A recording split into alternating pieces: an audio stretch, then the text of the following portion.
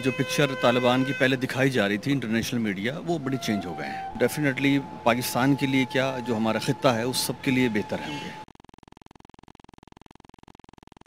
अस्सलाम वालेकुम। टुडे पाकिस्तान के साथ मैं हूं सईर सलीम। आज हम बात करेंगे एक बहुत ही सीरियस टॉपिक पर। 9/11 के वाक़ये को देखा जाए तो उसके बाद अमेरिका ने अफ़गानिस्तान पर हमला किया और एक जंग का सिलसिला शुरू हो गया। उस जंग में ना सिर्फ अफ़गानिस्तान ने बल्कि पाकिस्तान ने भी बहुत सारी मुश्किलात का सामना किया और बहुत सी कीमती जानों का ज़िया भी हुआ।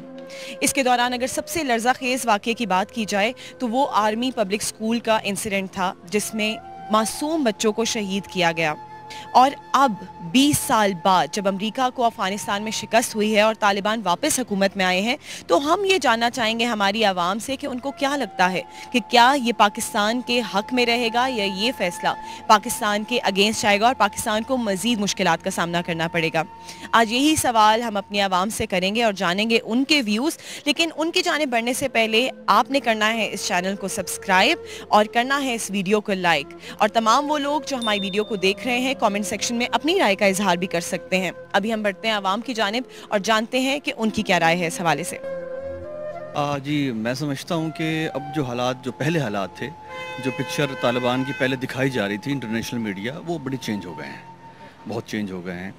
और अभी जिस तरह के उनके बयानात आ रहे हैं, तो वो तो डेफिनेटली पाकिस्तान के लिए क्या, जो हमारा खित्ता है उस सब के लिए बेहतर होंगे। अफ़गानिस्तान की खाना जंगी के दौरान पाकिस्तान को बहुत ज़्यादा सफ़र करना पड़ा है और ऑलमोस्ट 70,000 लोग हमारे शहीद हुए हैं। इसके बारे में आपका क्या नज़रिया है? देखिए, कुछ गवर्नमेंट की पॉलिसीज़ रहीं, कुछ मजहबी तंजीमों ने भी इससे बड़ा फ़ायदा उठाया पॉलिटिकली। और मैं तो समझता हूँ इसमें बड़ा ज़िया हुआ जानों का।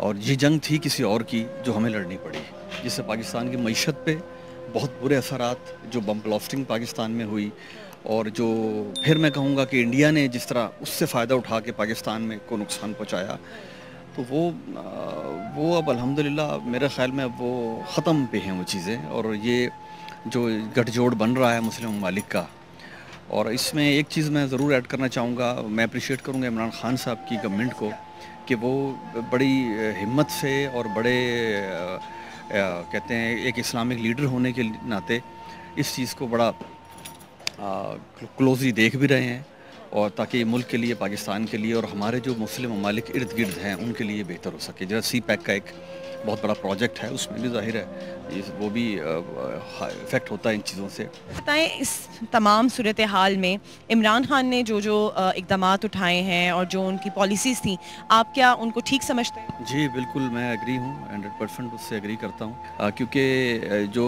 एक मुस्लिम उम्मा का जो लीडर है, उसको ज़ाहिर है जैसे अल्लाह ताला का हुक्म है कि आपके जो मुसलमान बिरादर हो उनको आपने उनका साथ देना है अगर वो सही पॉजिटिव्स में जा रहे हैं।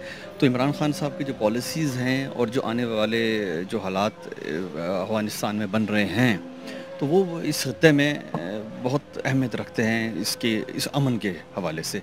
जो पिछले दिनों देखा जा रहा था मामला, वो ये था कि एक तरफ हमारा जो पड़ोसी मुल्क है, वहाँ उसकी एक एजेंसीज़ काम कर रही थी जो पाकिस्तान के लिए बहुत नेगेटिव प्रोपेगेंडा कर रही थी, क्योंकि पाकिस्तान बीच में था।